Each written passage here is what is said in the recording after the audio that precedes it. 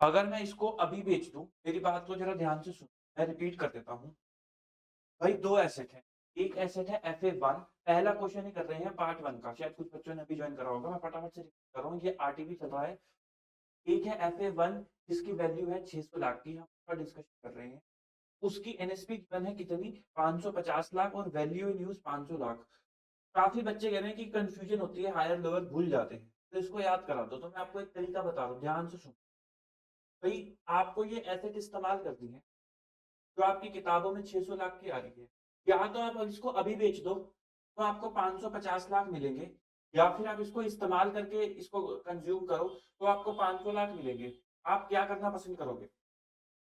आप क्या करना पसंद करोगे? आप ना रीड नहीं करते। आपने वैल्यू इन यूज़ का मतलब कभी रीड नहीं करा, आपने एनएसपी का मतलब कभी रीड नहीं करा, इसलिए आपको हायर और लोअर का रट्टा लगाना पड़ रहा है।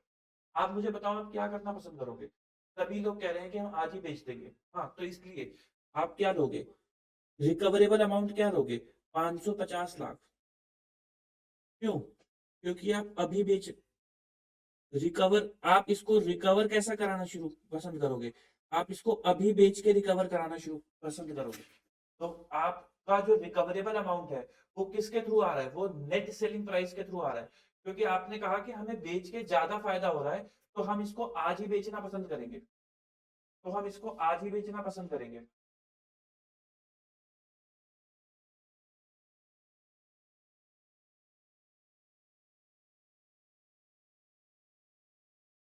तो मुझे बताओ, इम्पेयरमेंट कितना आ गया?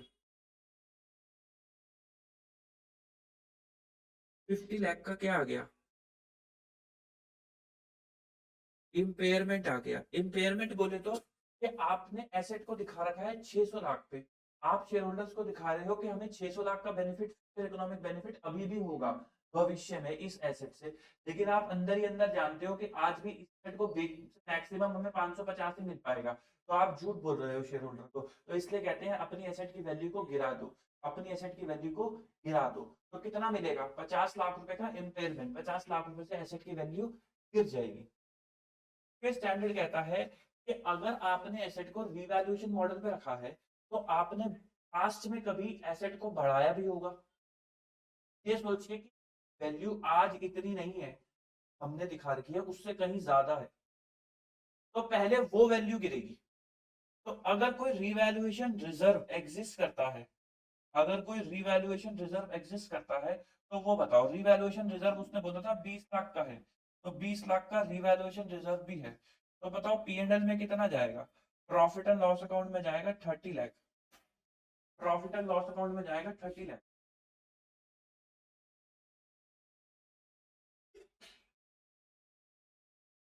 P&L में जाएगा 30 लाख। तो पहला, how much is the total impairment? अच्छा, हमें FA2 भी करना है, हमने FA1 ही करा है। FA2,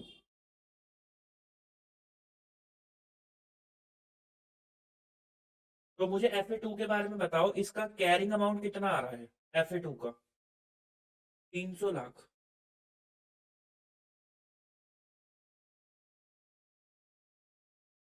वैल्यू इन यूज कितनी आ रही है?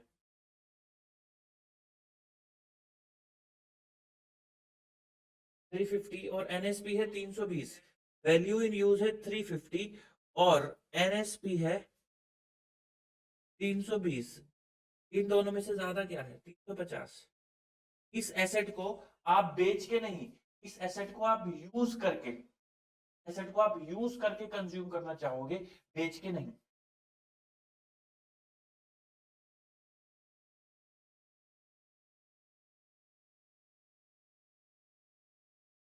बताओ जी, इंपेयरमेंट कितनी आ गई?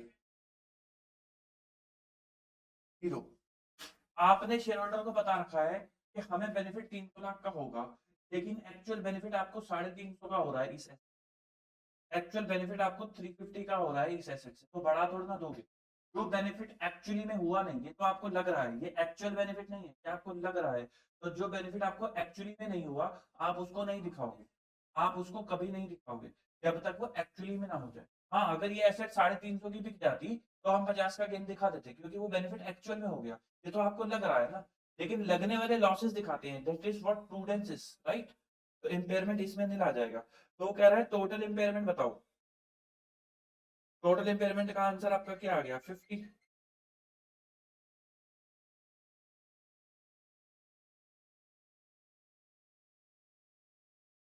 50।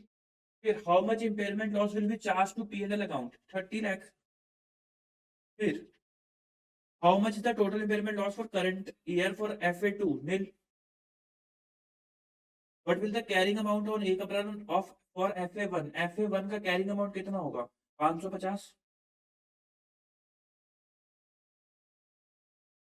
550।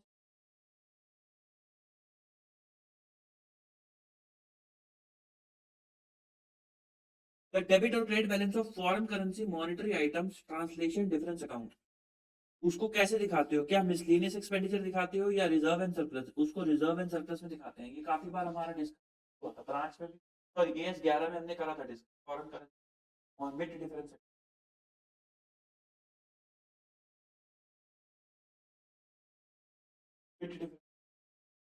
रिजर्व एंड सरप्लस में है।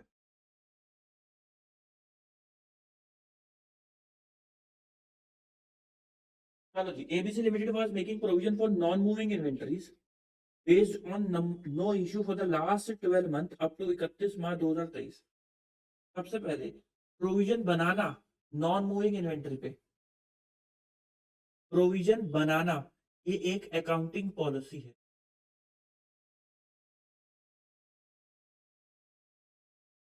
प्रोविजन कैसे बनाना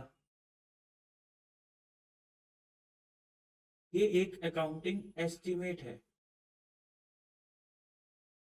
प्रोविजन बनाना है कि हम प्रोविजन बनाते हैं स्लो मूविंग इन्वेंटरी पे, वो एक अकाउंटिंग पॉलिसी है। लेकिन प्रोविजन कैसे बनाते हैं वो एक अकाउंटिंग एस्टिमेट है। ठीक, चलो जी। The company wants to provide during the year ended 31 March 2024 based on technical evaluation. Total inventory value है 100 लाख की। Provision based on 12 month each 0.5 lakh. Provision based on technical evaluation 2.5 lakh. तो वो सिंपल सी बात कहना चाह रहा है कि हम क्या करते थे जो लास्ट 12 महीने में 31 मार्च 23 तक हम कैसे प्रोविजन बनाते थे कि पिछले 12 महीने तक जो इन्वेंटरी इशू हम उसको स्लो मूविंग बोल देते थे। अब हम टेक्निकली इवैल्यूएट करवा के बनवाना चाहते हैं। तो अगर हम पुराने तरीके से ही चले तो 3.5 लाख का प्रोविजन आता है, नए तरीके से चले तो 2.5 लाख का प्रोविजन आता है। क्या कंपनी ये कह रही है कि हम प्रोविजन ही नहीं बनाएंगे? नहीं, प्रोविजन बनाएंगे, बस प्रोविजन बनाने का तरीका इसको चेंज करने के लिए कह रहे हैं। कैसे बनाएं इसको चेंज करने के लिए कह रहे हैं कि प्रोविजन बनेगा कैसे। तो वो क्या है? एक accounting estimate. Does this amount to change in accounting policy? No. Can the company change the method of provision? Yes. In method of provision क्या है? Change in accounting estimate.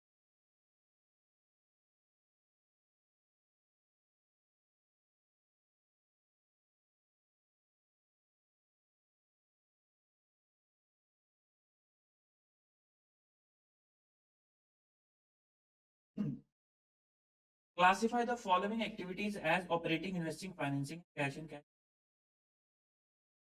चलो जी, proceeds from long term borrowings ये क्या है? ये तो एक financing activity है। प्रोसीड फ्रॉम ट्रेड रिसीवेबल ये क्या है? ऑपरेटिंग एक्टिविटी है।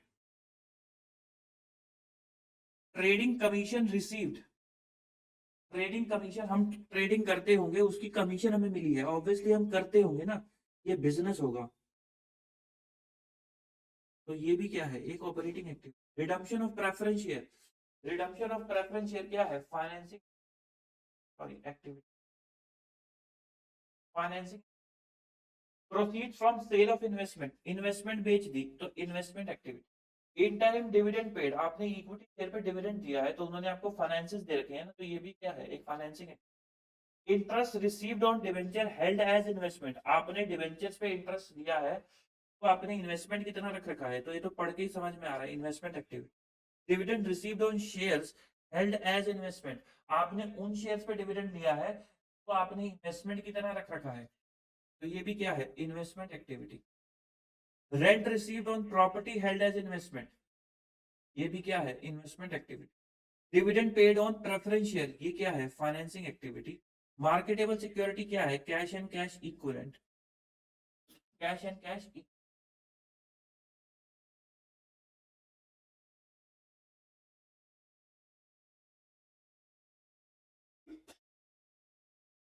During the course of last 3 year, पिछले 3 सालों में company owing and operating helicopters lost 4 helicopter, वो कह रहे हैं उन्होंने 4 हेलीकॉप्टर गवा दिए। ठीक। The company accountant felt that after the crash, the maintenance provision created in respect of their respective helicopter was no longer required and proposed to write it back to P&L account as a prior period item। वो कह रहे हैं ये prior period item हो गई। तो जरा सोच के बताओ, क्या ये कोई एरर है? नहीं। क्या ये कोई ओमिशन है? नहीं। भाई बड़ी सिंपल सी बात है, पहले उनके पास 4 हेलीकॉप्टर थे और वो प्रोविजन बना रहे थे।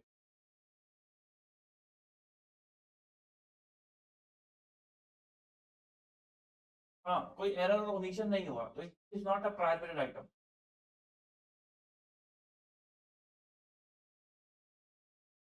हाँ, तो ये गलत कह रहा है कि वो प्रायर पीरियड आइटम नहीं है। Rose Construction undertake to construct a bridge for the government of Uttar Pradesh. The construction commenced during the financial year ended 31 March 2024 and is likely to be completed by the next financial year। ठीक है। The contract is for a fixed price of 12 crore with an escalation clause। ठीक है। Contract price कितना है? 12 करोड़ का है, जिसके साथ एक एस्केलेशन क्लॉज भी आपको लगाया गया है। फिर उसके बाद you are given the following information for the year ended 31 March 2024। Cost incurred कितनी है? कॉस्ट इनकर्ड है 4 करोड़ की, और एस्टिमेटेड टू बी इनकर्ड कितनी है? 6 करोड़ की। Escalation in cost was by 5%, hence contract price भी आपको बढ़ा देना है 5% से। आपको स्टेज ऑफ कंप्लीशन निकालना है और amount of revenue and profit निकाल के दिखाना है। यही कर ले बगल में। हाँ जी।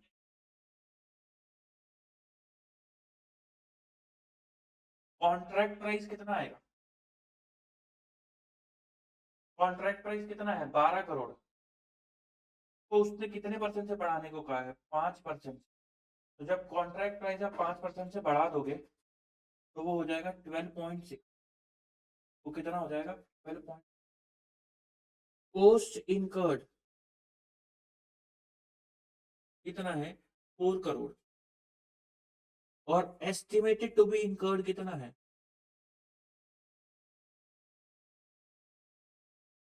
एस्टिमेटेड टू बी इनकर्ड है 6 crore.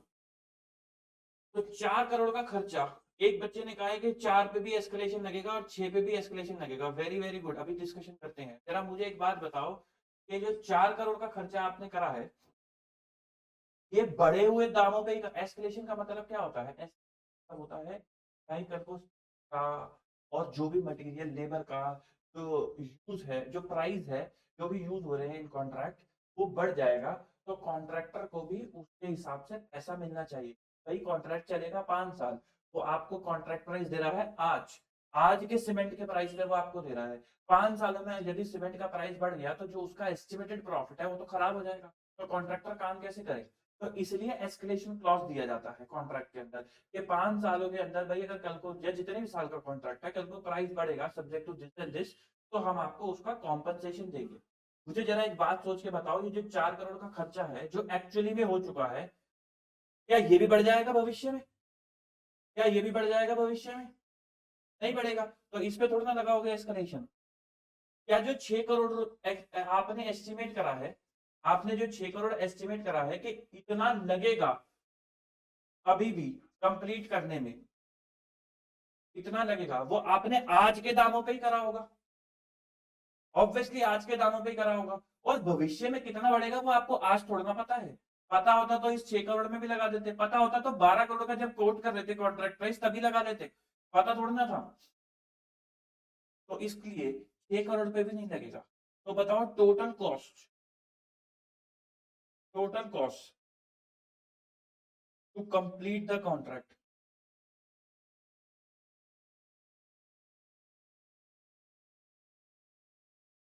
10 crore. Percentage of completion 40%। Percentage of completion 40%। कैसे आया 40%? ये आया on the basis of cost. 4 crore आप कर चुके हो, 10 करोड़ करना है, इंटू 100, ये ऐसे आया 40%। फिर उसके बाद आपको स्टेज ऑफ कंप्लीशन निकालना था, जो निकाल दिया 40%, और रेवेन्यू एंड प्रॉफिट भी निकालना है। तो मुझे बताओ वाईटीडी रेवेन्यू, प्रीवियस ईयर और current year, contract revenue.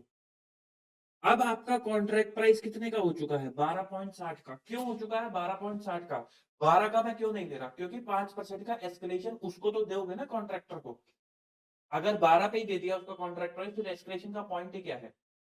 4 crore का खर्चे में ऑलरेडी खर्चा वो हो चुका है, तो उसको थोड़ा ना बढ़ा दोगे। ठीक, तो कॉन्ट्रैक्टर कहेगा कि मुझे वाईटीटी 12.60 के हिसाब से पैसा मिलेगा, 40% मैं काम कर चुका हूं, तो 5.04 मिलेगा। लास्ट ईयर 0 था, तो करंट ईयर पे 5.04। कॉस्ट बताओ, आप चाहो तो 10 करोड़ पे भी 40% लगा सकते हो, या फिर सीधा 4 करोड़ भी लिख सकते हो, जितनी कॉस्ट उसकी इनकर हुई है 4 पॉइंट। तो प्रॉफिट कितना आ गया? प्रॉफिट आ गया 1.04। 1.04 प्रॉफिट आ गया 1.04। प्रॉफिट कितना आ गया? 1.04।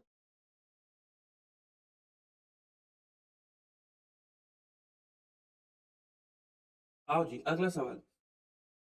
Mithya Limited entered into an agreement with Satya Limited for sale of goods costing rupees 8 lakh at a profit of 20% on cost. The sale transaction took place on 1st of February 24. On the same day, Satya entered into another agreement with Mithya Limited to resell the same goods at 10.8 lakhs on 1 अगस्त 2024। तो cell and lease back का part है ये, जरा समझो।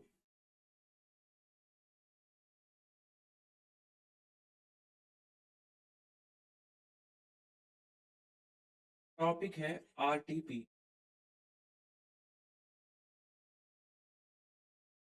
मिथ्या limited, और है Satya limited.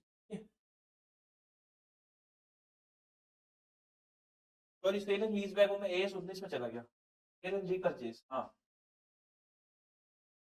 8 lakh का माल 20% प्रॉफिट में बेचा। किसने? नित्या ने बेचा। क्या वो 8 लाख का माल कॉस्ट 20% प्रॉफिट कॉस्ट पे ही है, तो 8 दूनी 16, 9,60,000 रुपए का माल बेचा, ये सेल करी। इसने इसको रुपीस दिए होंगे 9,06,000। ये कब हुई है ट्रांजेक्शन? ये हुई है 1 फरवरी को, 1 फरवरी 24 को। फिर 1 अगस्त 24 को क्या limited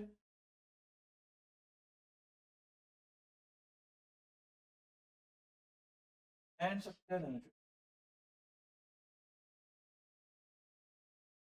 Satya limited entered into another agreement with Mitya to resale.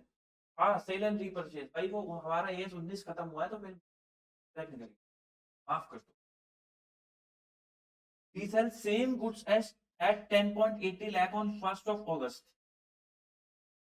तो वो इसको वापस से माल दे देगा कितने रुपीस? 10.80 का, और ये इसको कैश लौटा देगा कितने का? 10.80 का। तो पूरा लिख देते 10 लाख 10,80,000 का। तो जरा एक बात बताओ, नित्या के पॉइंट ऑफ व्यू सोचो, वो कैश मिला पहले 9,60,000 का, गुड्स की तो ट्रांजेक्शन ही कट गई, कैश मिला पहले 9,60,000 का, फिर उसने वही कैश वापस कर दिया, कितना बढ़ा के? 960 की जगह 9.6 माइनस 10.8, तो 1.2 एक्स्ट्रा पे कर दिया।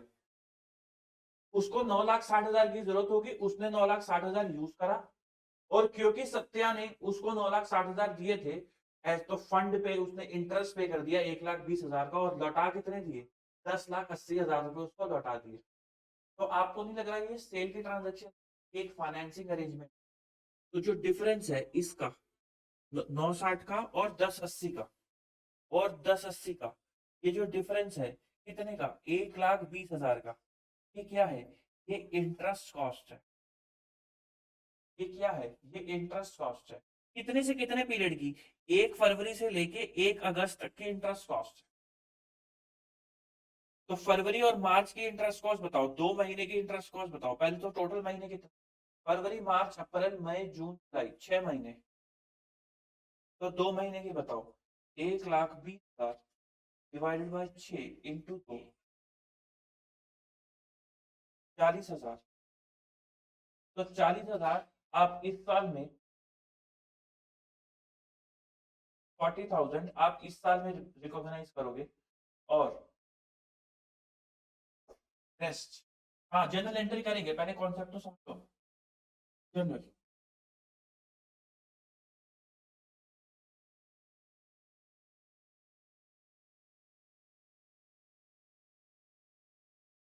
In the books of Nitya limited, in the books of Nitya limited. Nitya limited कहेगा कि बैंक से पैसा आ गया कितना? 9,60,000, क्योंकि उसने पैसा दे दिया ना। क्या तू सेल दिखाएगा? नहीं, टू सेल नहीं दिखाएगा। क्या दिखाएगा वो दिखाएगा टू एडवांस।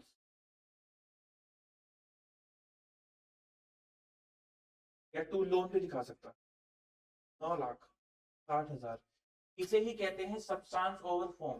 तो आप AS1 में पढ़ते हो example of substance over form, कि आपने एग्रीमेंट को नजरअंदाज कर दिया कि उसमें जो लिखा है लिखे रहने दो, एक्चुअली में क्या ट्रांजैक्शन में घटित हुआ है वो दिखाओ। This is called substance over form. तो एडवांस रिसीव कितने का? 9,60,000। फिर उसके बाद 31 मार्च को एंट्री होगी फाइनेंस कॉस्ट डेबिट। आपने निकाला था 40,000 से टू एडवांस 40,000, लोन भी यूज कर सकते हो 40,000। और ऑब्वियसली ये फाइनेंस कॉस्ट कहाँ चला जाएगा? प्रॉफिट एंड लॉस अकाउंट में। तो जो बैलेंस शीट दिखेगी, balance sheet and profit and loss account, वो शेयर होल्डर को क्या मैसेज देंगे? वो शेयर होल्डर को मैसेज देंगे ये कोई सेल की ट्रांजेक्शन। एक्चुअली में जिस कंपनी के साथ, जो पोटेंशियल शेयर होल्डर होंगे उनके लिए, जिस कंपनी के साथ आप डील कर रहे हो, जो एग्जिस्टिंग शेयर होल्डर होंगे उनके लिए, कि जिसके साथ आप डील कर चुके हो और आपके पैसे का इस्तेमाल हो रहा है। तो नित्या लिमिटेड ने कोई सेल वेल नहीं करी है, उसने तो लोन दिया है 9,60,000 का, जिसपे अभी तक का 2 महीने का ब्याज आया है 40,000 रुपए का। कितना ब्याज आया है? 40,000 रुपए का।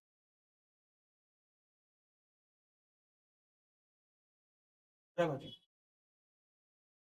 MS Limited has acquired a heavy machinery at a cost of 1 crore with no breakdown of the component part. आपको याद होगा हमें कंपोनेंट अकाउंटिंग करनी होती है। हमें क्या करनी होती है? Component accounting.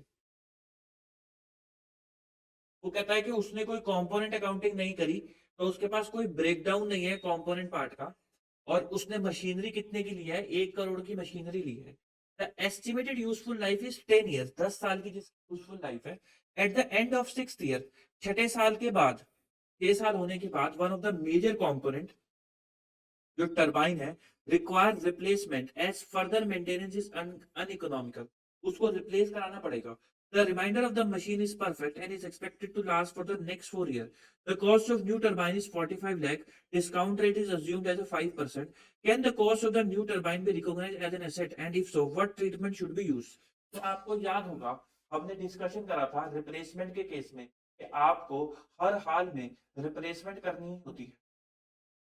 अगर आप कोई कंपोनेंट रिप्लेस कर रहे हो और उसकी वैल्यू को रिकॉग्नाइज कर रहे हो, क्योंकि रिकॉग्निशन क्राइटेरिया फुलफिल हो गया है, तो उसकी एग्जिस्टिंग कैरिंग वैल्यू को आपको डी रिकॉग्नाइज करना पड़ता है अपनी वैल्यू से। अगर आप ये वाली बात बोलना चाहते हो कि हमें नहीं पता कि कितनी वैल्यू है क्योंकि हमने कोई ब्रेकडाउन नहीं करा था कंपोनेंट का, तो भी स्टैंडर्ड आपको कहता है कि आप बच नहीं सकते। जो करंट वैल्यू है आप उससे अंदाजा लगाओ कि इस वैल्यू पे अगर इन्फ्लेशन रेट से पीछे की तरफ जाए तो हमें क्या वैल्यू मिलती जब हमने मशीनरी खरीदी थी। कहने का मतलब ये है। क्वेश्चन नंबर 8,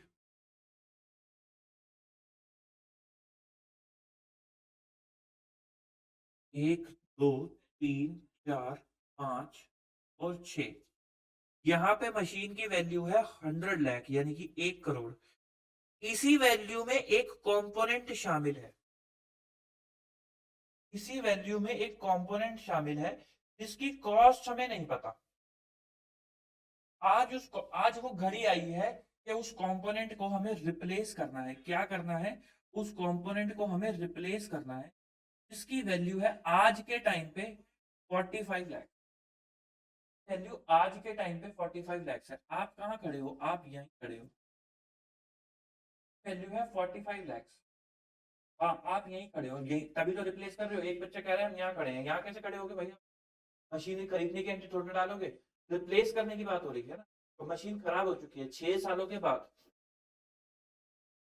आपने यहाँ पे मशीनरी को डेप्रिशिएट भी कर दिया होगा।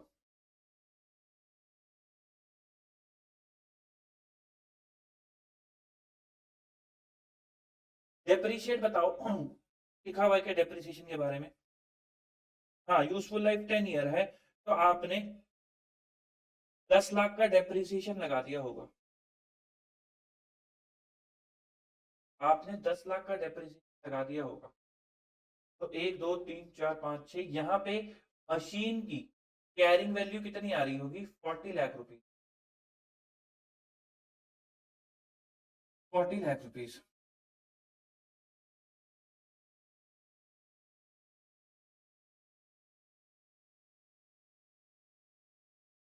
अब जरा मुझे एक बात बताओ, अगर यहाँ पर वैल्यू ऑफ कंपोनेंट एक्स होता, हमें नहीं पता, तो हम गणित का रूल लगाते हैं लेट वाला।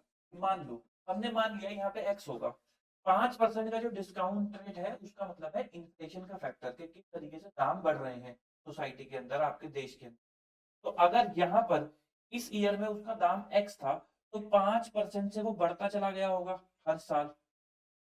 वो 5% से बढ़ता बढ़ता यहाँ तक पहुंच गया होगा और आज उसकी वैल्यू 45 लैक्स है। आज उसकी वैल्यू 45 लैक्स है। हाँ, तो अगर दाम तब एक्स था, फिर वो बड़ा होगा 5% से, तो इंटू 1.05।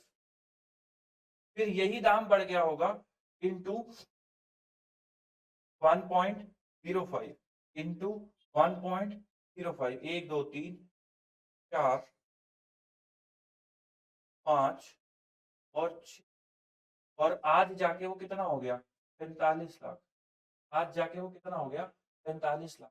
हर साल बढ़ रहा है ना भाई। यहाँ पे भी बढ़ेगा 5% से, फिर यहाँ से जो बढ़ेगा यहाँ के लिए, वो भी तो 5% ही बढ़ेगा, और वो भी इस साल के दाम से बढ़ेगा। तो यानी कि 1.05 पहले साल के लिए, दूसरे साल के लिए कितना? इतना। तीसरे साल के लिए कितना? इतना। तो फॉर 6 ईयर कितना हो गया? इतना। तो x इंटू 1.05 की पावर 6 इक्वल टू 45 लाख। तो x कितना हो गया? 45 लाख डिवाइडेड बाय 1.05 की पावर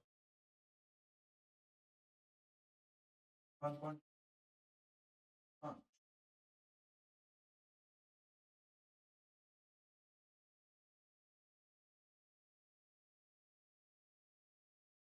3357 969। तो x की वैल्यू क्या आ गई? 3357 96। क्या आ गई x की वैल्यू? 3357 96। तो यानी कि इस इसमें जब आपने 1 करोड़ की मशीन ली थी, तो जो कंपोनेंट की वैल्यू आपको नहीं पता थी, उसकी वैल्यू आपने एस्टिमेट लगा ली, वो कितनी होगी? 3357 969। आपने इसको भी 10 सालों में ही डेप्रिशिएट करा होगा, जो इस ऑब्वियसली इस 10 लाख के अंदर आ रहा है, क्योंकि 1 करोड़ के अंदर ये भी छुपा हुआ है। तो डेप्रिसिएशन कितना आएगा? डिवाइड बाय 10, 3,35,700 रुपए। तो इस 10 लाख में 3,35,800 रुपए शामिल है। इस 10 लाख में भी 3,35,800 रुपए शामिल है। इसमें भी 3,35,800 रुपए शामिल है। सिमिलरली इन सब में शामिल है। तो यानी कि ये कंपोनेंट डेप्रिशिएट होता होता 6 सालों तक कितना, यहाँ पे इस कंपोनेंट की कैरिंग अमाउंट कितना आ रहा होगा? Into 6 minus 33,996 1343 188 1343 188। ये कैसे आया? ये आया, कॉस्ट कितनी है? 3357,969। एक बच्चा कह रहा है हमने मैराथन में भी करा था। हाँ, जब सितंबर 24 की मैराथन हमने करी थी, तब हमने सिमिलर टाइप की एक AS10 की जो मैराथन थी, उसमें सिमिलर टाइप का डिस्कस करा था। Yes, you are right. 3357,960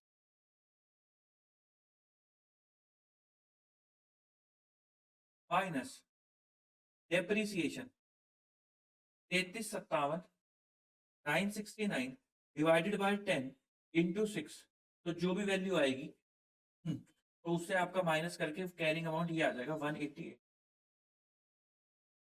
तो बस, अब आपके पास तो सब कुछ आ गया। ये कैरिंग अमाउंट का आपको डी रिकॉग्नाइज कर देना है, नए कैरिंग अमाउंट को आपको रिकॉग्नाइज कर देना है। Very very simple. तो आप एंट्री क्या डालोगे? Journal entry. जर्नल एंट्री क्या डालोगे? आप कहोगे मशीन अकाउंट डेबिट 45 लाख रुपए से टू बैंक, 45 लाख रुपए से इंक कंपोनेंट टेस्ट।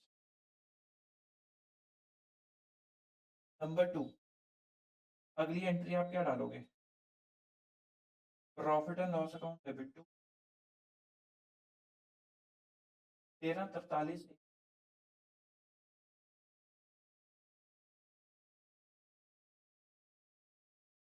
41 इंक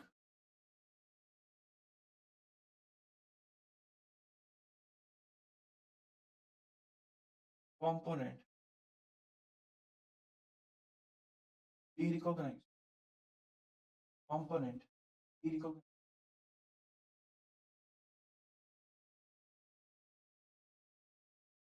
यही हूँ भाई, मैं पानी पीने गया था।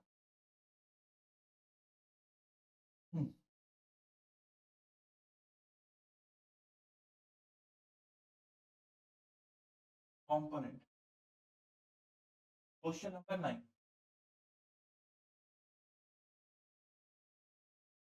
रिवाइज के, अब तो रिवाइज कैरिंग अमाउंट ले लो।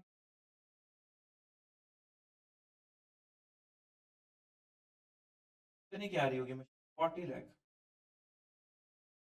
इसमें प्लस कर दो 45 लाख, माइनस कर दो 13.431 लाख। 40 45 माइनस 0.188 7156। ये क्या रिवाइज कैरिंग आ गया? हाँ, इन लाख कर दोगे तो आ जाएगा। Question number, Bansal company limited imported raw material. Bansal company ने इंपोर्ट करा है रॉ मटेरियल कितने डॉलर का? 12,000 ऑन 15 जनवरी 2024, जब एक्सचेंज रेट कितना था? 68। The payment for the transaction was made on 5th of May 24 when the exchange rate was 6. At the year end 31 March 2024, the rate of exchange was 65 per dollar. The accountant of the company passed entry on 31 March 2024 adjusting the cost of raw material consumed for the difference between 64 and 6. जिसका whether this statement is justified as per the provision of AS 11 or not. गलती है। Question number 9,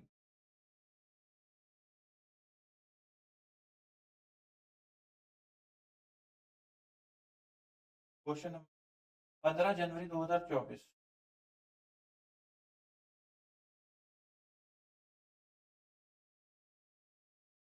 31 March 2024 और payment कब करनी है?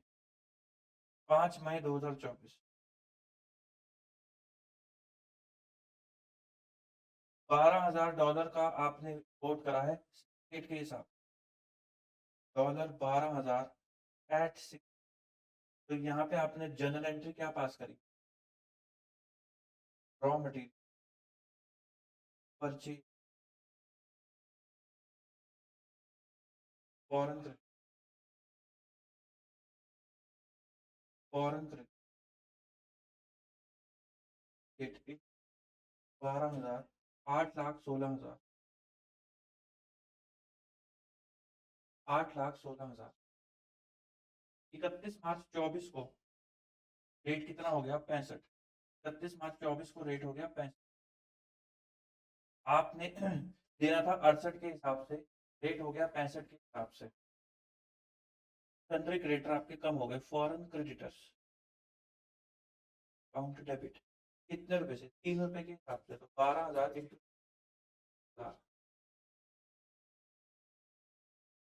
To exchange gain 36। सबसे पहले तो आप ये लिखोगे कि जो उसने ट्रीट करा है वो गलत करा है, करेक्ट ट्रीट होना चाहिए। Entry exchange gain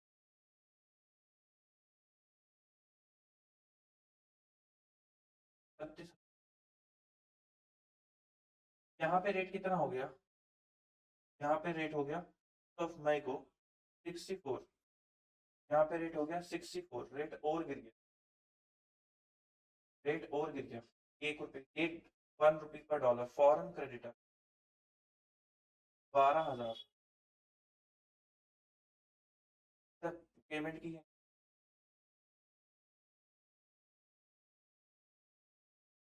foreign creditor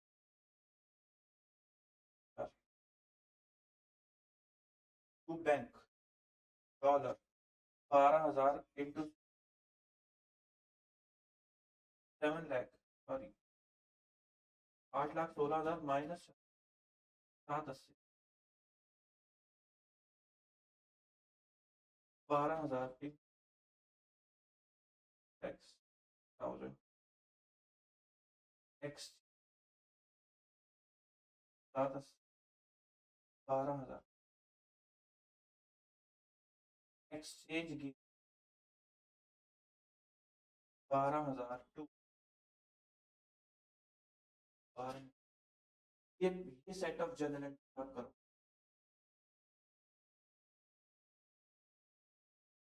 कर लो note.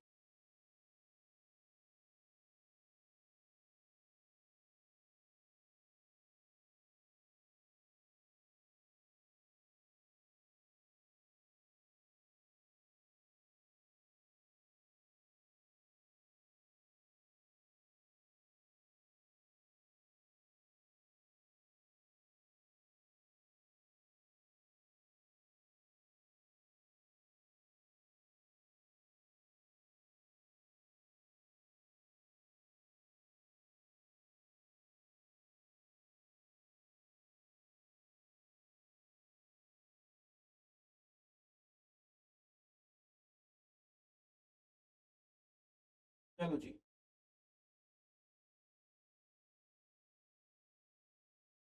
Aastha limited absorb by Nitika limited.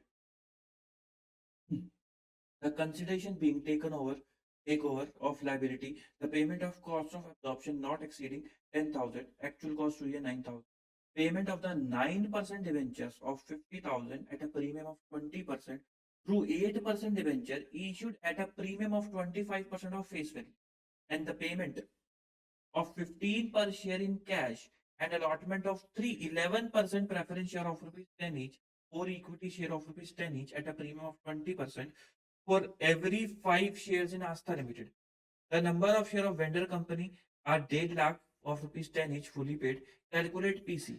तो सिंपल है, तो डिबेंचर वाला पार्ट आपका पीसी बनेगा ही नहीं, डिबेंचर वाला पार्ट आपका पीसी बनेगा ही नहीं। लेकिन आप मुझे एंट्री करके दिखाओ कि डिबेंचर की एंट्री क्या होगी।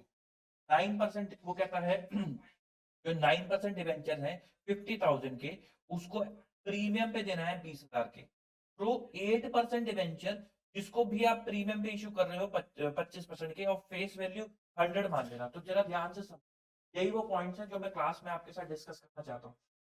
वो ये कहना चाह रहा है, इंपॉर्टेंट बात, कि उसके डिबेंचर्स हैं, कितने के डिबेंचर्स हैं? 50,000 के डिबेंचर्स हैं उसके। जब नई कंपनी पेमेंट करने के लिए गई कि आप लोग कितने लोगे, तो उन लोगों ने बोला कि हम सिर्फ 50 में नहीं मानेंगे, आप हमें कितने रुपए दो? 50,000 प्लस 20%, 60,000 रुपीज। यहाँ पे लाइन लिखी, 9% debenture of 50,000 at a premium of 20%। सबसे पहली बात, जब उनको 50,000 रुपए उनको ऐसे देने गए, उन्होंने कहा ये लो 50,000 रुपए, उन्होंने मना कर दिया। उन्होंने कहा 50 में नहीं बात चलेगी, 20% एक्स्ट्रा दो। तो 20% एक्स्ट्रा लगा के बैठा 60,000 rupees at a premium of 20%। तो पेमेंट कितने की करनी है? 60,000 रुपए की पेमेंट करनी है। यहां तक का ये मतलब है, यहां तक का ये मतलब है। The payment of 9% debenture of ₹1000 at a premium of 20%। फिर अब इतना समझ में आ गया कि इन लोगों को 60,000 देने हैं। अब वो देने कैसे हैं? या तो जाके 60,000 का कैश दे आओ, या जाके 60,000 की इक्विटी दे आओ। तो वो देने कैसे हैं? तो देने की बात उसने लिखी है थ्रू, कि आप कैसे पेमेंट करोगे? बाय इशूइंग 8% डिवेंचर, जिसको भी प्रीमियम, उसको भी प्रीमियम पे इशू करना है। तो हमने उसको कहा कि हम भी आपको अपने डिवेंचर देंगे। तो उन्होंने कहा ठीक है, 60,000 रुपए देने हैं, 100 रुपए का एक डिवेंचर है, लाओ 600 डिवेंचर दे दो। तो हमने कहा नहीं, हम अपने डिवेंचर भी प्रीमियम पे देंगे। तो 60,000 के डिवेंचर है डिवाइडेड बाय 125। तो हम कितने डिवेंचर देंगे? 480 के। 480 number of debenture 480, number of debenture 480।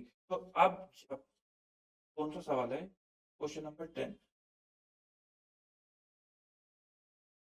जब आप टेकन ओवर वाली एंट्री करोगे तो यहाँ पे टू डिवेंचर होल्डर, यहाँ दिखाओगे 60,000। वाई 60,000? यहाँ पे 60,000 क्यों दिखाओगे? क्योंकि नई कंपनी को 60,000 ही देने। जो कंपनी टेक ओवर कर रही है, जो खरीद रही है, उसको पेमेंट 60,000 की ही करनी है। तो इसलिए आप यहाँ पे 60,000 ही दिखाओगे। ठीक, तो इसलिए आप यहाँ पे 60,000 ही दिखाओगे। जब आप इनकी पेमेंट करोगे तो आप दिखाओगे debenture holder account debit 60,000 to 8% debenture 48,000 to premium on debenture 12,000। तो ये होगी डिवेंचर की एंट्री। मैं अभी पीसी की बात नहीं कर रहा, डिवेंचर वाला पॉइंट भी अच्छा था तो मैंने कहा वो भी डिस्कस कर लेते। तो this is the entry for debenture. हाँ, गुडविल पे इम्पैक्ट 60,000 का आएगा। यस, सही बोल रहे हो। एक बच्चा कह रहा है गुडविल पे इम्पैक्ट 60,000 का आएगा क्योंकि लाइबिलिटी इतनी पे ऑफ करनी है। यस, क्योंकि लाइबिलिटी इतनी ऑफ करनी है। हाँ, अब बात कर लेते हैं पीसी की, परचेज कंसिडरेशन। अब बात कर लेते हैं परचेज कंसिडरेशन की। तो जो इक्विटी शेयर होल्डर को दिया है, तो बताओ जी, शेयर होल्डर्स को क्या क्या दिया है आपने? आपने शेयर होल्डर्स को दिया है 15 रुपए का कैश। 1.5 लाख शेयर होल्डर है, तो कैश दिया है। नंबर 1, आपने कैश दिया 15 इंटू 1.5 लाख,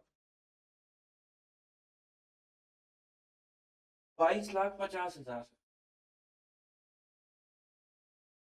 22,50,000। दूसरी चीज आपने क्या दी है? दूसरी चीज आपने दी है 11% प्रेफरेंस शेयर ऑफ ₹10 ईच,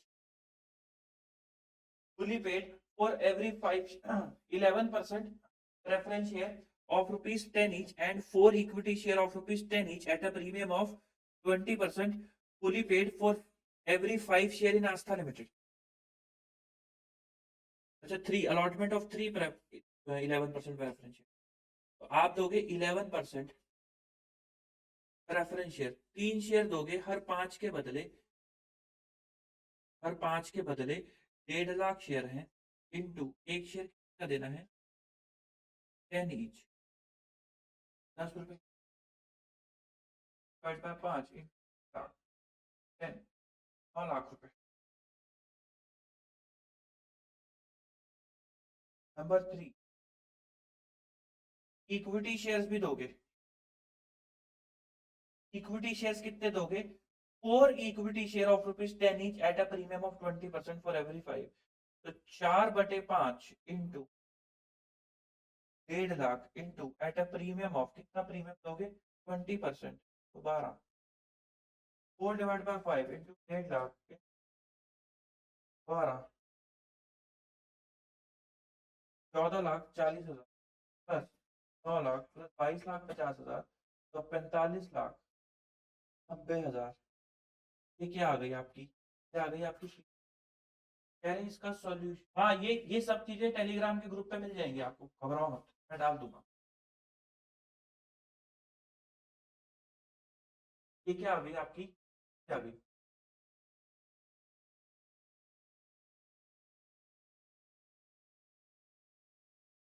चलो जी, question number 11। How will interest be capitalise When qualifying assets are funded by borrowing in the nature of bond that are issued at discount. कहता है कि क्वालिफाइंग एसेट, बताओ भाई बोरिंग कॉस्ट का मतलब क्या होता है? बोरिंग कॉस्ट का मतलब मैंने आपको बताया था, वो कॉस्ट जो लोन लेने के लिए करी जाती है। B it a nature of finance, जैसे आप 10 लाख रुपए उठाते हो, हमने पूरा डिस्कशन करा था, आप 10 लाख रुपए उठाते हो, तो उस 10 लाख रुपए की कॉस्ट क्या है?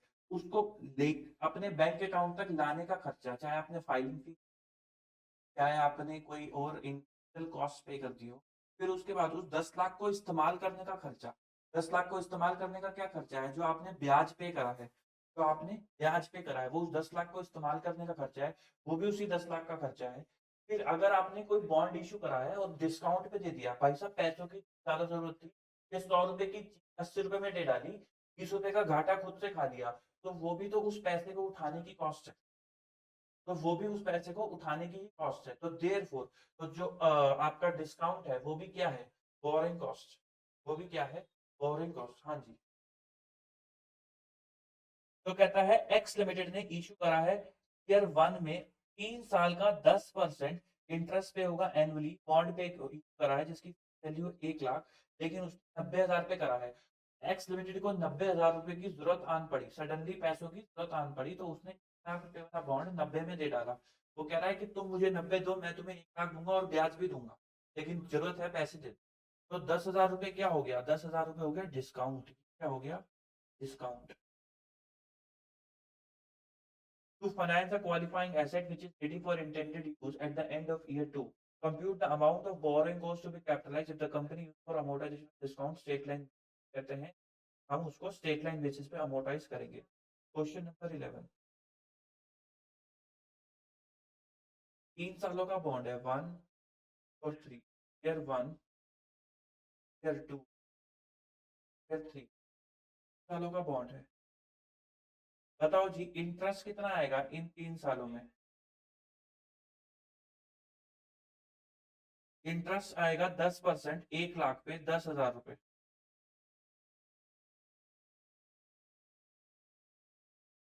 10,000 रुपए। फिर उसके बाद आपने 10,000 रुपए का डिस्काउंट भी लिया था। यहाँ पे 1 लाख का बॉन्ड 90 में दिया गया था, तो 10,000 रुपए का डिस्काउंट भी था। उसने कहा है स्टेट लाइन बेसिस पे अमोर्टाइज कर दो, तो 1 साल का कितना आ गया? 3,333। तो यहाँ पे डिस्काउंट कितना आएगा? 3,333। यहाँ पे डिस्काउंट कितना आएगा? 3,333। यहाँ पे भी डिस्काउंट कितना आएगा? 3,333। यहाँ पर एसेट रेडी हो गई। तो बताओ जी बोरोइंग कॉस्ट कितनी कैपिटलाइज कराओगे? 13,003। इसको क्या कराओगे? कैपिटलाइज। 13,333 कैपिटलाइज, 13,003। ये चला जाएगा प्रॉफिट एंड, चला जाएगा profit and,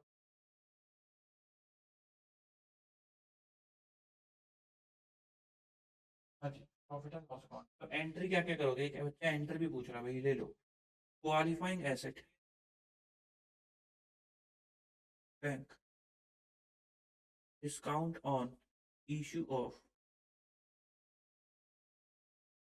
bond, 13,333, 10,333। Same entry यहाँ पे भी हो जाएगी, सेम एंट्री यहाँ पे भी हो जाएगी, बस क्वालिफाइंग एसेट की जगह क्या आ जाएगा? फाइनेंस कॉस्ट डेबिट 10,000 रुपए से, और amortisation of 3,300।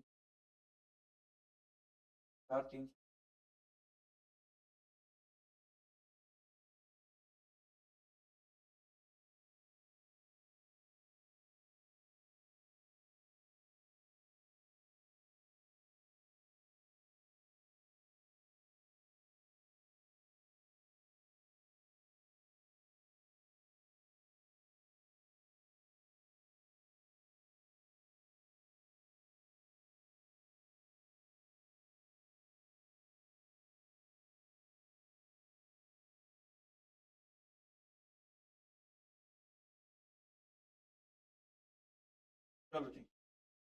A company has an inter-segment transfer pricing policy of charging at cost less 5%. Market price are generally 20% above cost. कहता है कि कंपनी की इंटर सेगमेंट पॉलिसी है कि हम तो कॉस्ट अपनी जब सेगमेंट को ट्रांसफर करते हैं तो कॉस्ट लेस 5% करते हैं, लेकिन जब मार्केट प्राइस है वो कॉस्ट प्लस 20% है। You are required to examine whether the policy adopted by the company is correct or not. बताओ जी, क्या कंपनी ऐसी पॉलिसी रख सकती है? क्या कंपनी ऐसी पॉलिसी रख सकती है? द आंसर यस, रख कंपनी कोई भी पॉलिसी रख सकती है, कोई दिक्कत वाली बात नहीं है। इंटर सेगमेंट ट्रांसफर ही तो हो रही है। इंटर सेगमेंट वैसे भी आप एलिमिनेट कर दोगे। हाँ, इंटर सेगमेंट तो आप एलिमिनेट ही कर दोगे ना, इंटर सेगमेंट रेवेन्यू उठा दोगे अपने पास, तो वो वैसे भी एलिमिनेट हो जाएगा। तो आप किसी पे भी चार्ज कर सकते हो, बट आपको वो पॉलिसी का डिस्क्लोजर देना होता है। आपको उस पॉलिसी का डिस्क्लोजर देना होता है ताकि शेयर होल्डर को पता हो आप बेसिस पर उसको ट्रांसफर कर रहे हो। हाँ, मैं आंसर भी रीड करा दूं। अरे इतना तो कर लोगे क्या, वो भी मैं करा दूं? आंसर रीड कर लेना, क्या दिक्कत है?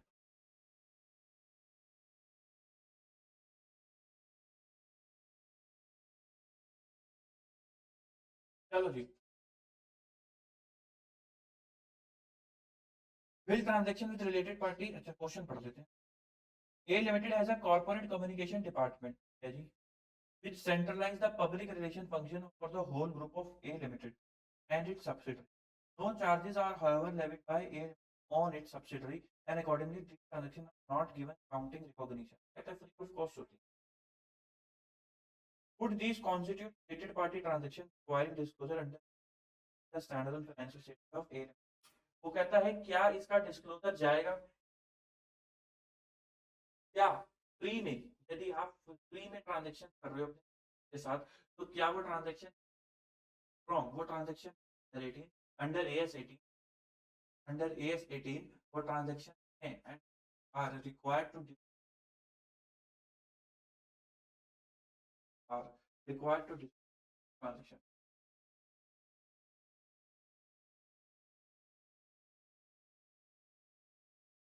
will require disclosure financials.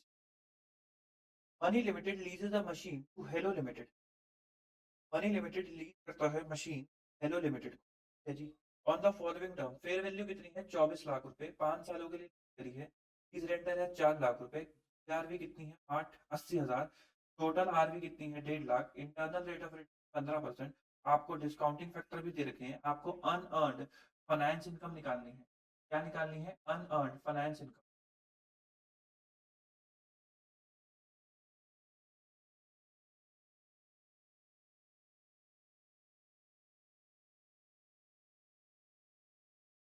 Question number 14। Question number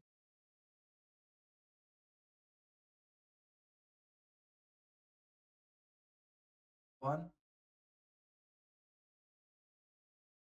5। Fees rental है 4 लाख का।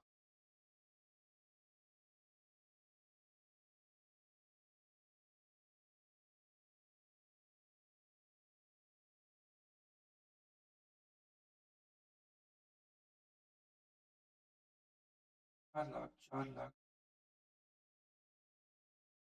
फिर फाइनेंस इनकम लेजर की निकाल रहे हो, क्योंकि इनकम लेजर ही कमाता है तो लेजर की ही निकालोगे। लेजर क्या लेगा? लेजर तो टोटल वैल्यू लेगा, एक्सपेक्ट वैल्यू 1.5 लाख रुपए। फिफ्थ ईयर में और 1.5 लाख रुपए। Present value factor 0.8696। ये तो अभी हम नहीं करा है, थोड़े रिसेंटली अभी हमने AS19 अपना खत्म करा है। 7561 देख के लिख रहा हूँ, मेरे पास बुक भी है आरटीपी की, बार बार नहीं पलट रहा मैं, वही प्रेजेंट वैल्यू फैक्टर लिख 0.575 2.4972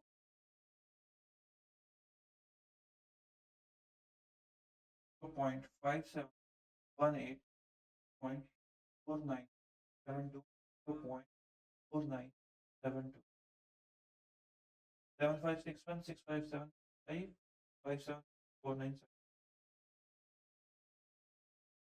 प्रेजेंट 4 लाख 8.8 47 840 0.7561 4 लाख 2 440.575 4 लाख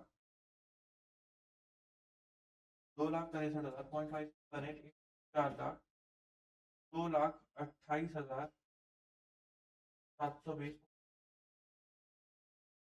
4 लाख 198,880 497 1.5 लाख 74,500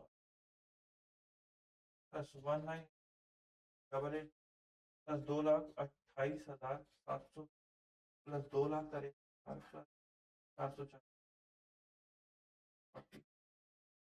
14,15,460 14,15,460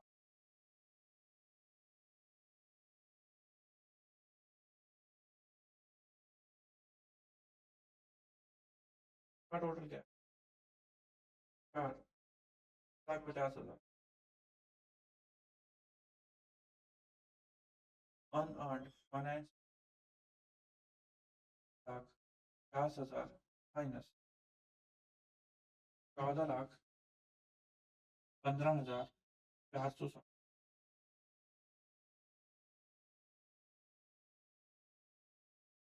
7,34,000 7,34,500 ये वाला क्वेश्चन हम कर चुके हैं।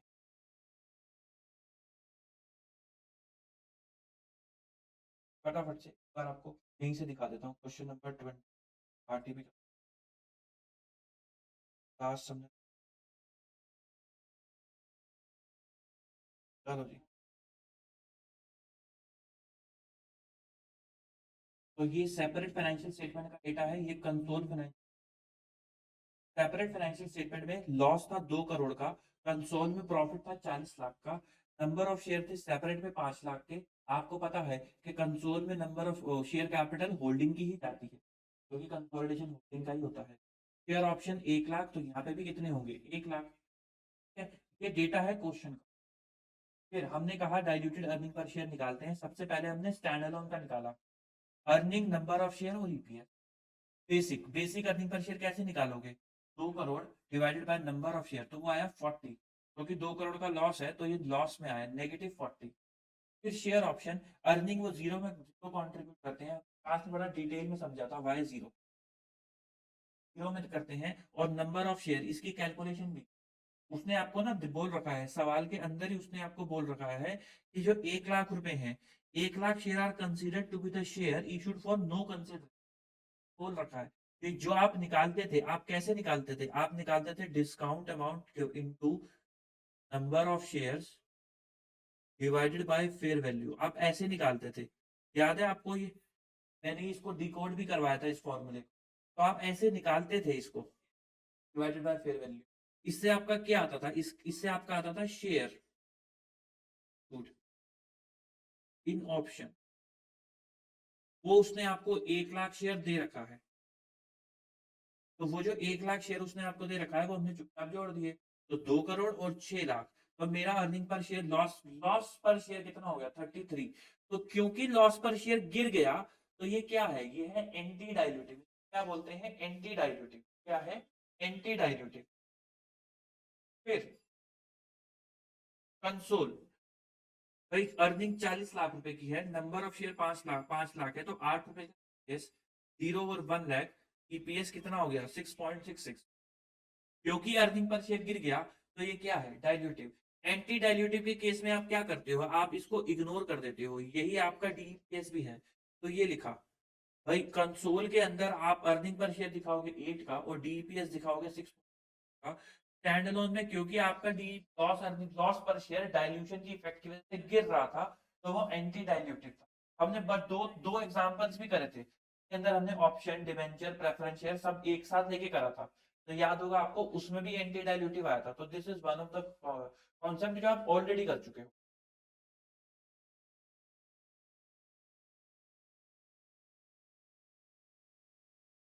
ABC limited prepare it's accounts annually on 31 मार्च। ठीक है, कोई दिक्कत नहीं है। On 1st of April 2022, it prepare a machine at a it purchase a machine at a cost of 1.5 lakh. The machine has a useful life of 3 years and an expected scrap value of 0. Although it is eligible for 100% first year depreciation allowance for tax purposes. तो 1.5 लाख की machine खरीदी है, 3 साल की life है, तो हम अपने अकाउंटिंग में डेप्रिशिएट कर रहे हैं 50 50 50। टैक्स वालों ने कहा एक ही बार में ले जाओ 1.5 लाख। एबीसी, अच्छा एसएलएम बेसिस हमने कंसीडर कर लिया, कोई दिक्कत नहीं है। एबीसी लिमिटेड के पास profit before depreciation and taxes है 2 लाख ईच ईयर और कॉर्पोरेट टैक्स रेट है 40%। The purchase of machine at a cost of 1.5 lakh in 2022 gives rise to a tax saving of 60,000। Corporate tax has been assumed to be same in each of the 3 years. Calculate deferred tax and pass necessary journal entries. What will be the amount of deferred tax is substantially enacted tax rate for 22, 23, 24 और 40, 35 and 38 respectively. कोई दिक्कत?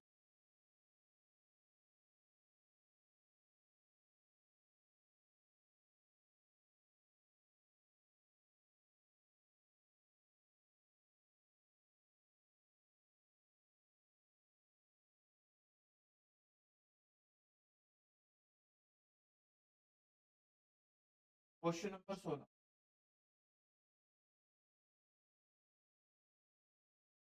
Question number year 1, year 2 और year 3। Revenue क्या है? 2 लाख का।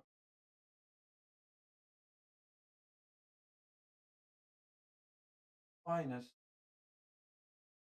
Depreciation क्या था before depreciation 1000।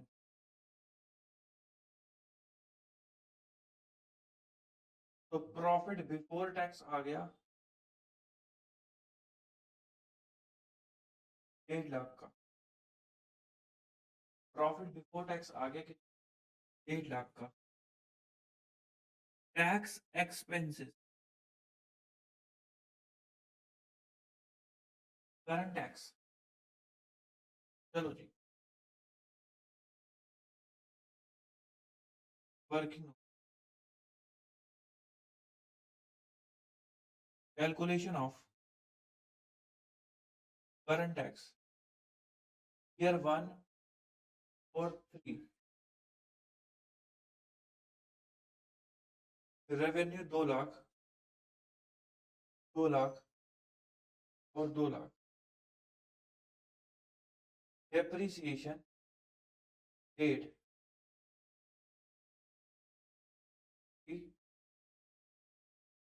Lakh.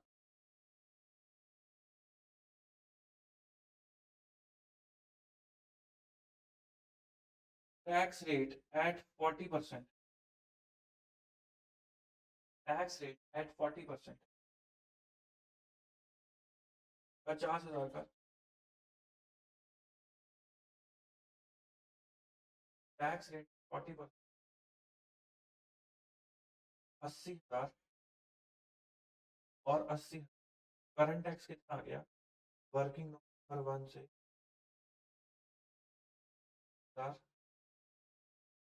80,000 और 80।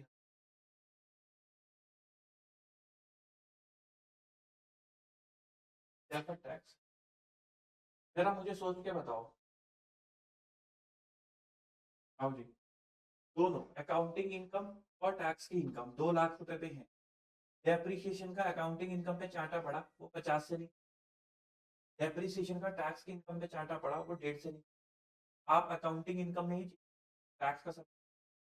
आपको अकाउंटिंग इनकम को कम करना पड़ेगा। किसके पास लाना पड़ेगा आपको? अकाउंटिंग इनकम को टैक्स की इनकम के पास लाना। अकाउंटिंग इनकम को क्या करना पड़ेगा? कम करना पड़ेगा। तो कम करने के लिए क्या करोगे? पीएनएल को डेबिट करोगे और क्रेडिट किसको करोगे? डेफर्ड टैक्स लायबिलिटी को। डेफर्ड टैक्स लायबिलिटी को कितने से? 1.5 लाख माइनस 50,000, इसी का तो डिफरेंस आया था, इनटू 40%। 1 लाख का 40% 40,000। तो टोटल टैक्स एक्सपेंस हो गया 6,000।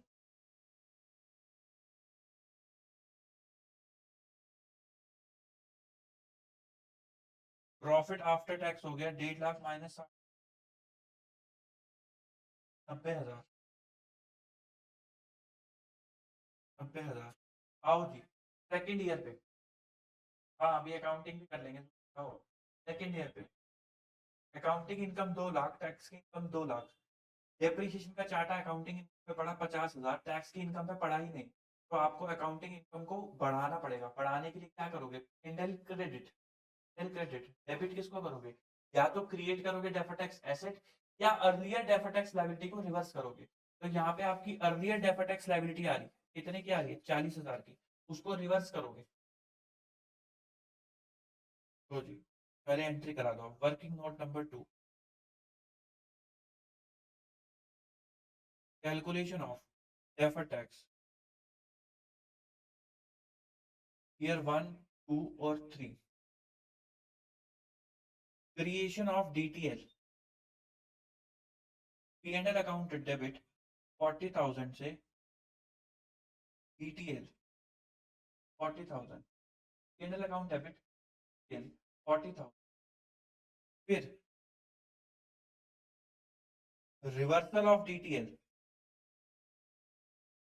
P&L account debit to P&L, P&L account debit to P&L। ये आ रहा है आपका रिवर्सल ऑफ डीटी। कितने से रिवर्स करोगे?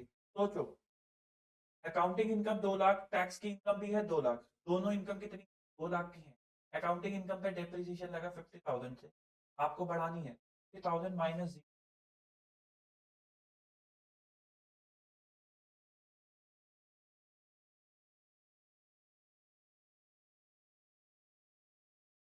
50,000 माइनस 0।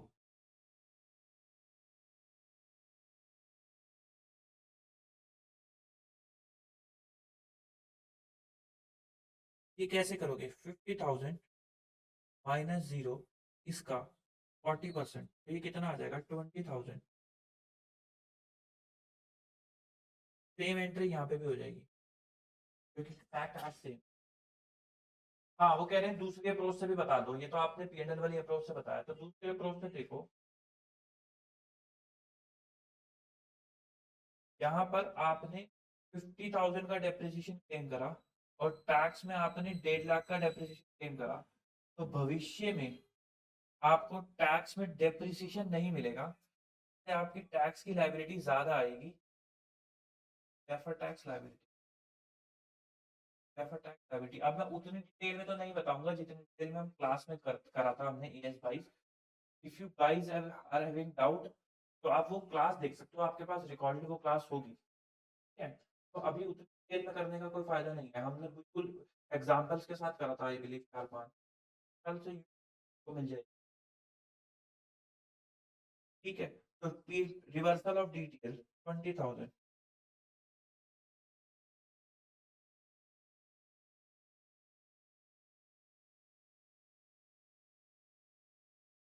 20,000, 60,000 और 6 पैट आ जाएगा 90,000। 90,000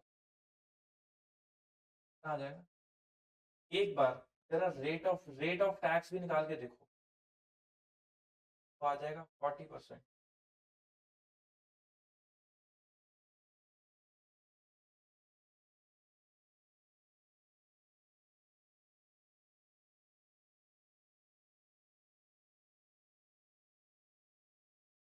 हमने जनरल एंट्री भी कर डाली,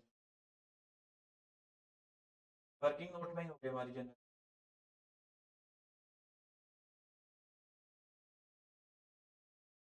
अगर उसने कहा था रेट ऑफ टैक्स अगर बदल जाते हैं,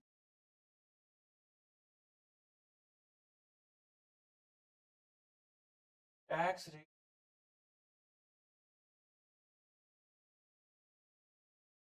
तो आप क्या करोगे? ईयर 1 आपका पी आ रहा था,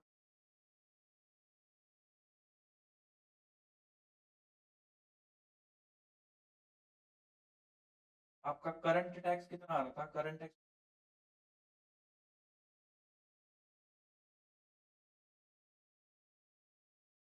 टैक्स करंट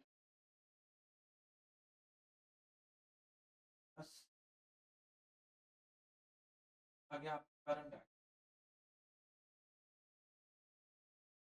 डेफर्ड टैक्स आपका कितना आ रहा था? डेफर्ड टैक्स आपका आ रहा था पहले साल तो 40 ही।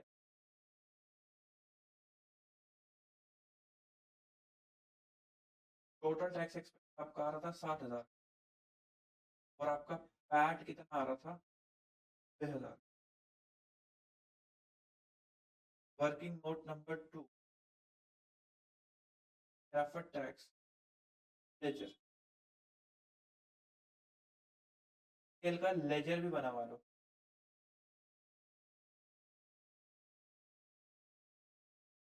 बाय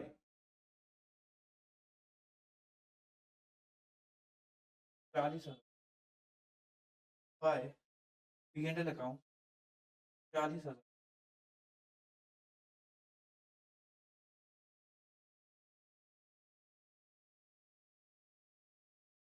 हाँ लेजर बना रहा हूँ भाई साहब। कह रही है P&L अकाउंट डेबिट PL 40,000। अब ठीक है तो जी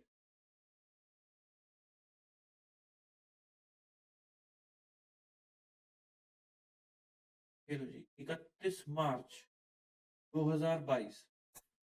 ठीक है 22 की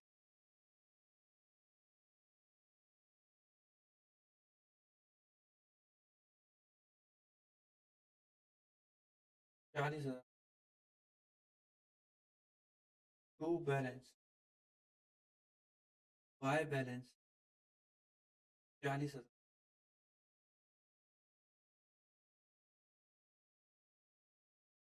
टू बैलेंस CD। क्लोजिंग रेट पे बताओ कितना बैलेंस होना चाहिए। ये 40% पे है, आपने कितना रेट चेंज कर दिया? आपने रेट चेंज कर दिया 35, तो आपका क्लोजिंग बैलेंस कितना होना चाहिए? 40।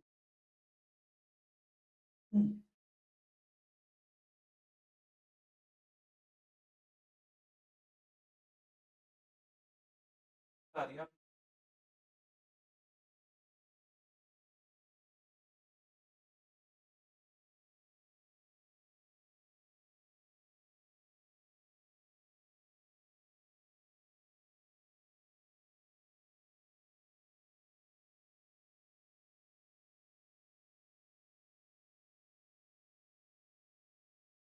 हाँ ठीक तो है। ये वाली यही तो एंट्री यहाँ पे भी लिखवाई थी, ये तो नहीं।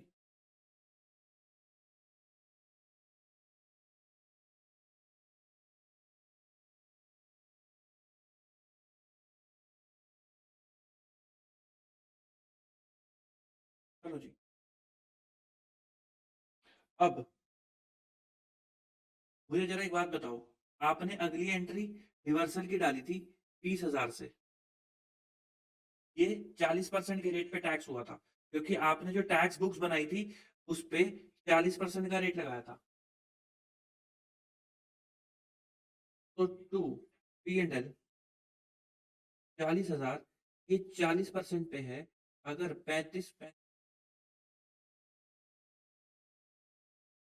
20,000, अगर ये 35% पे होता तो कितना? 17,500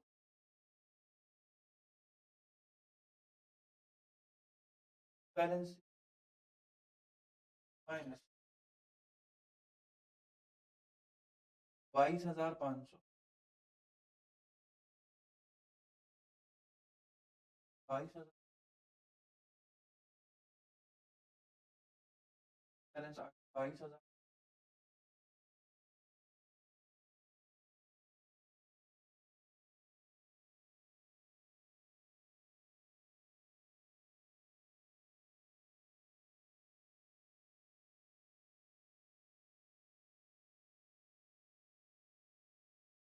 पर यहाँ तो कोई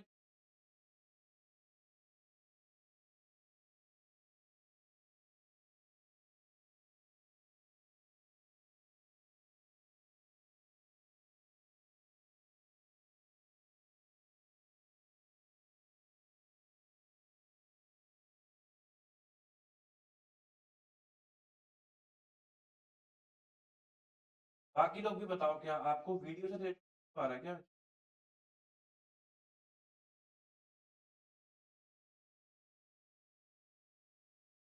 चलो आई बिलीव चेंज जो लिखा है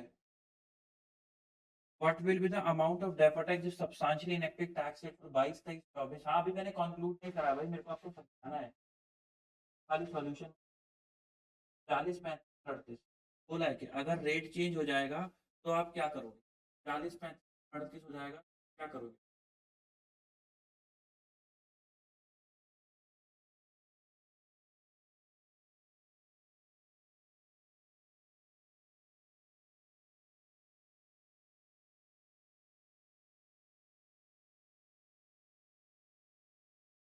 अब जरा मैंने दो चीजें करी थी, 12 से करो।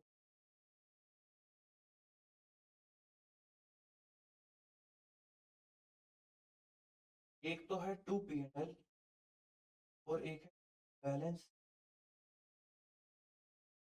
अब इस 40,000 से इस 40,000 से रिवर्सल होगा।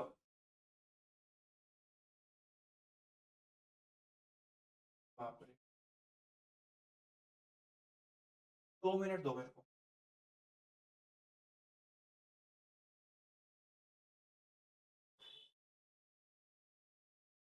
हाँ चलो जी, अब फटाफट से आपने रिवर्सल की क्या एंट्री करी थी, 20,000 की। 20,000, तो बैलेंस कितना बच गया, 20,000। मुझे बताओ ये जो 20,000 का क्लोजिंग बैलेंस है ये ऐट किस पे है, 40% पे है। 40% रेट हो क्या चुका है, रेट हो चुका है 35%। नहीं अब कोई दिक्कत नहीं आ रही और आपको मैं ब्रेक भी नहीं दे रहा, ये क्वेश्चन तो कर लो, आप ब्रेक ब्रेक लिखने लग गए हो। हाँ 35%। तो मुझे बताओ अगर ये 20,000 जो 40 पे है 35 पे होता तो आपका क्लोजिंग बैलेंस कितना आता। आपका क्लोजिंग बैलेंस आता, कहाँ गया मेरा,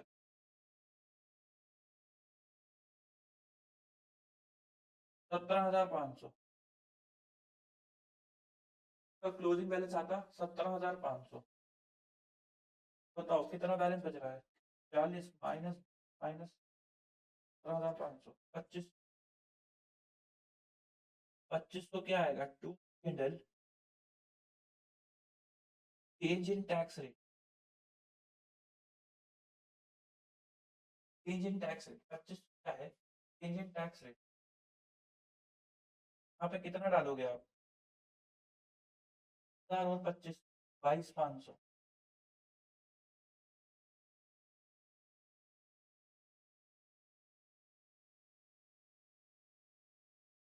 Y balance 17,500, by balance 17,500, sorry B to balance C D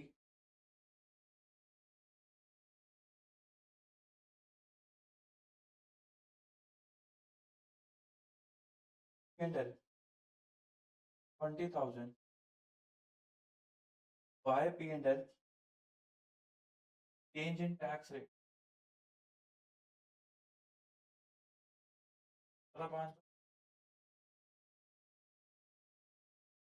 यहाँ पे खेल में कितना डालोगे, माइनस 17,500, क्या आ जाएगा, क्या आ जाएगा, 80 माइनस 22,500, 57,500 और ये आ जाएगा 62 और आपका पैड आ जाएगा आपका 57,500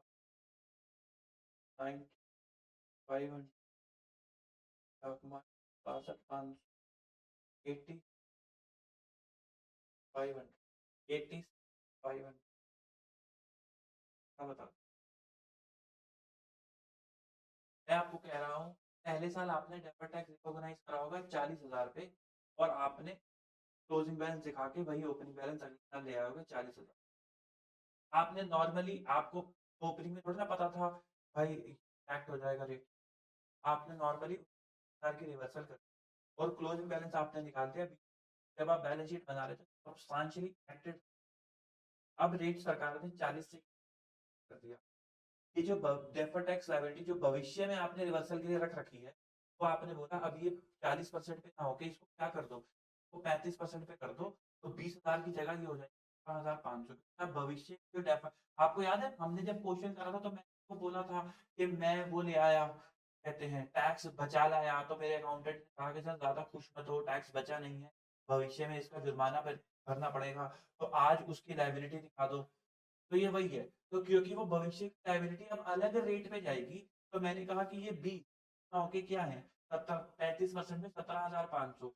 इस साल का इम्पैक्ट आ गया 25 का ड्यू डेट। हाँ मैं डायरेक्ट भी कर सकता था लेकिन आपको 25 का इम्पैक्ट ना आ पाता, ये मैंने ऐसा करा और दिस इज द वे। फिर उसके बाद आपके पास फिर 17,500 का बैलेंस आ गया उतर के ओपनिंग। क्लोजिंग बैलेंस तो जीरो ही होगा क्योंकि साल तक तो सारी डेफर्ड टैक्स लायबिलिटी रिवर्स हो जानी थी। अल्टीमेटली आपने 20,000 से एक एंट्री पास कर रखी थी रिवर्सल की डेफर्ड टैक्स लायबिलिटी, और चेंज इन टैक्स रेट का इम्पैक्ट यहाँ पर आ गया रिवर्स में 25, क्योंकि वो 35 से 38। हाँ वो तो तब भी आने था क्योंकि कह रहे अगर रिवर्स ना होता, तो अगर रिवर्स ना होता तो फिर ये परमानेंट डेफर्ड टैक्स रिवर्स तो होना ही है ना, टेम्परेरी। हाँ रिवर्स तो होना ही है।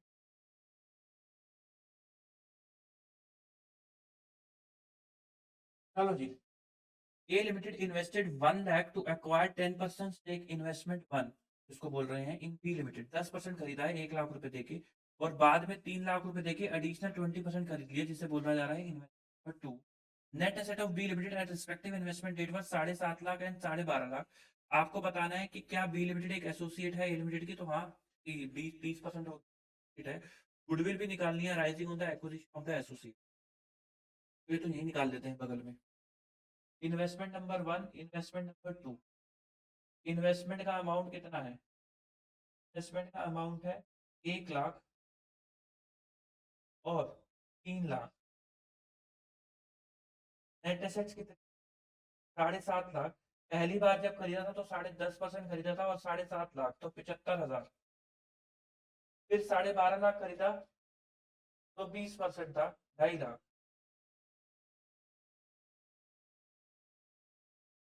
तो 50 और 25, तो टोटल गुडविल कितनी आ गई?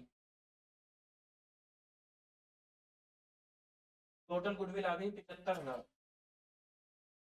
टोटल गुडविल आ गई 75,000। एक बच्चा कह रहा है कि टोटल करके नहीं निकाल सकते, नहीं निकाल सकते, उसका रीजन है जब आपने लाख रुपए खरीदी थी तो 7.5 लाख रुपए,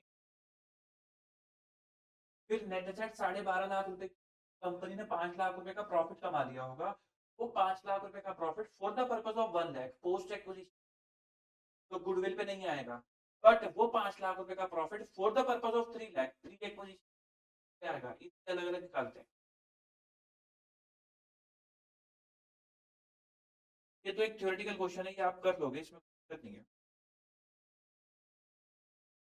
फिर during the year 23-24 an enterprise incurred cost to develop and produce a routine low risk computer software product as follows. Completion of detail program, अच्छा वो कह रहे हैं कि हमने उन्होंने एक कंप्यूटर सॉफ्टवेयर डेवलप कराया है, उसकी कॉस्ट है completion of detail program and design phase 1 25,000, coding and testing for establishing technical feasibility 20,000, other coding 42,000 जो फेज 3 है, फिर testing cost 12,000, product master for training manual 13,000, फिर डुप्लीकेशन सॉफ्टवेयर की कॉपीज बनाई 40,000, packing the product 1,000 unit 11,000। After completion of phase 2 यानी कि technical feasibility, ये establish हो गया था कि computer software is technically feasible for the market, what amount should be capitalised as software cost. तो ये बताओ ये क्या है? ये एक रिसर्च फेज है। ये भी क्या है? ये एक रिसर्च फेज है। तो ये कहाँ चला जाएगा? P&L account. जब यहाँ पे आपको पता चल गया कि भाई सॉफ्टवेयर काम कर जाएगा, मार्केट में काम कर जाएगा, तो फिर इसका मतलब यहाँ से आपका शुरू हो गया क्या? Development phase. यहाँ से क्या शुरू हो गया? Development phase. तो ये भी क्या है? एक डेवलपमेंट फेज है। ये भी क्या है? एक डेवलपमेंट फेज है। फिर आपने मार्केटिंग मटेरियल छपवाए, ये भी डेवलपमेंट फर्स्ट फेज है। तो ये सब क्या हो जाएगा? ये सब हो जाएगा कैपिटलाइज। फिर तो ये ऑपरेशन की कॉस्ट है। तो यहाँ पे तो सॉफ्टवेयर रेडी टू यूज हो चुका था, तो ये सारा का सारा कहाँ चला जाएगा? Profit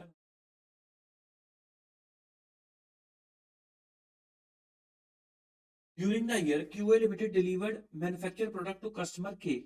The product was faulty.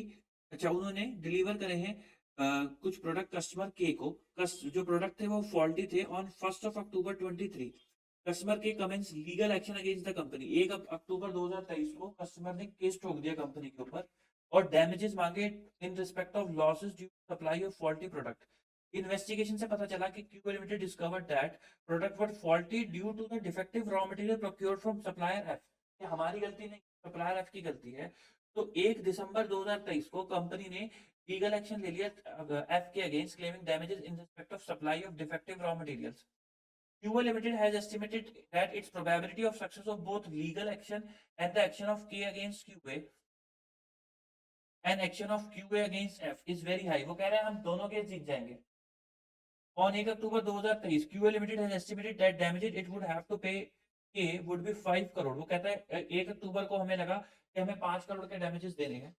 फिर ये एस्टिमेट रिवाइज हो गया 5.2 पे कब 31 मार्च 2024 को 5.25 पे 15 मई को this case was eventually settled on 1 June 2024 हो गए when the company paid damages of 5.3 crore to K December 2023 में हमें क्यूए को लगा था कि इसको मिलेंगे 3.5 करोड़ एफ से फिर ये रिवाइज हो गया 3.6 करोड़ मार्च 24 में और 3.7 करोड़ 15 मई 2024 में और ये सेटल हो गया 1 जून 2024 को जब एफ ने 0.75 करोड़ टू क्यूए वो अपनी फाइनेंशियल स्टेटमेंट बना रहा है मार्च 24 की और प्रोवाइड कर रहा है 3.6 crore in the financial statement for approved by the board of director on 26 तो उसने 3.6 करोड़ का प्रोवाइड फॉर कर रखा है वो शायद नेट करके प्रोवाइड कर रखा है तो कह रहा है सबसे पहले तो बताओ कि कंपनी को प्रोविजन बनाना है फिर अगर हाँ है तो क्या एंट्री पास करें मतलब अमाउंट पूछ रहा है और अकाउंटिंग ट्रीटमेंट भी बताओ क्यूए की against supplier F applicable as के हिसाब से तो आओ जी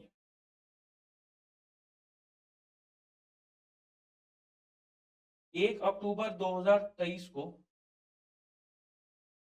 कस्टमर के ने क्यूए के अगेंस्ट केस फाइल करा जहां पे हमें लगता था 5 करोड़ रुपए देने पड़ सकते हैं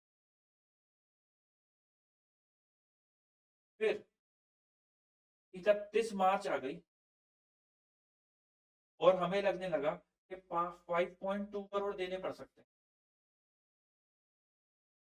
फिर 26 अप्रैल को फाइनेंशियल स्टेटमेंट अप्रूव हो गई यानी कि साइन हो गई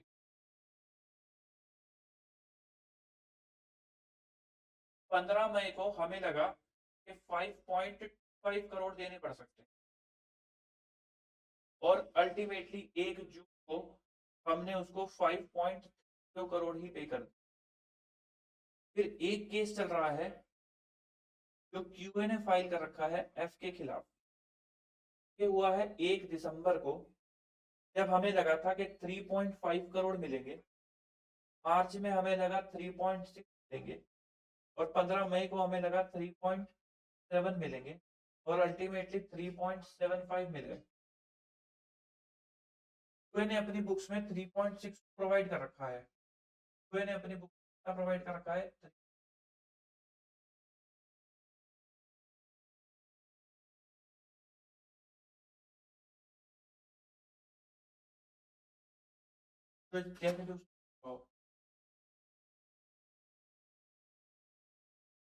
मुद्दे की बात ये है कि आप फाइनेंस बना रहे हो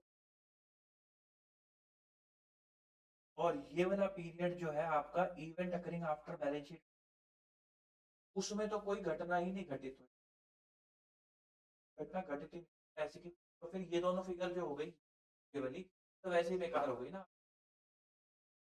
फाइनेंशियल का साइन हो गए फिर तो बाद होने वाला कुछ नहीं आपको तो ये दोनों फिगर्स तो वैसे आपके लिए बेकार हो गई 31 मार्च को आपको लगता था 5.2 करोड़ हो सकता है आपको देने पड़ जाए तो उसने सबसे पहले आपसे पूछा है कि क्या प्रोविजन बनाना है हाँ या ना तो सबसे पहले बताओ क्या ये प्रेजेंट ऑब्लिगेशन है हाँ ये एक प्रेजेंट ऑब्लिगेशन क्या आउटफ्लो ऑफ रिसोर्सेज होगा हाँ आउटफ्लो ऑफ रिसोर्स आओ हैंड रिटन नोट्स पे आओ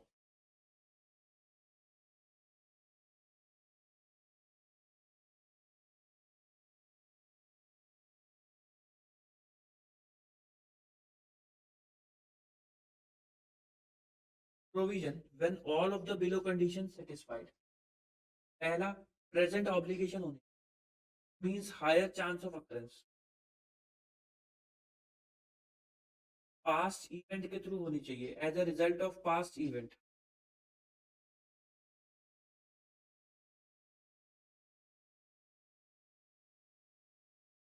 यानी कि कुछ घटना घटित होनी चाहिए पास्ट के अंदर। घटना क्या घटित हुई है पास्ट के अंदर?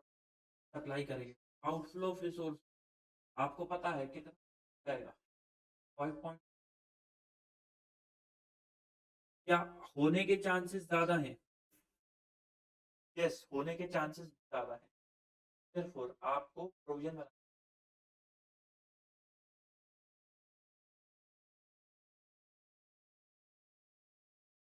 तो आपको प्रोविजन कितना बनाना पड़ेगा? आपको प्रोविजन बनाना पड़ेगा 5.2 करोड़ का। आपको प्रोविजन बना 5.2 करोड़ का आपको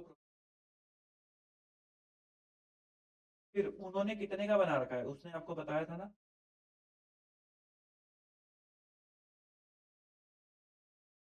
तेरा QA unit has the year ended 31 March 2024 provide 3.6 crore as the financial statement were approved by the board of director. तो 3.6 ऑलरेडी प्रोवाइड कर चुका है, 5.2 और करना है। 1 पॉइंट एंट्री करवा दो 1.6 या फिर 3.6 को रिवर्स करा दो और 5.2 से वो कह रहा है ना कि वो प्रोवाइड को क्या कर चुका। फिर वो कहता है इसकी अकाउंटिंग ट्रीटमेंट बताओ, 3.6 की अकाउंटिंग ट्रीटमेंट बताओ।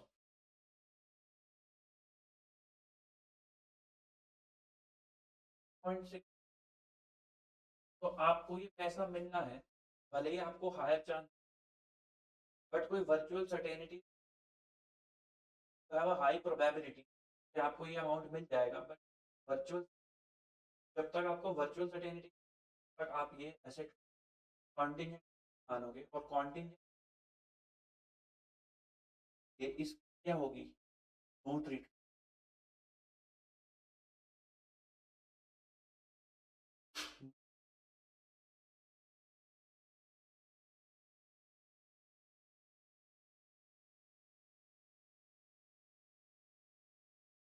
चलो जी, सॉल्यूशन।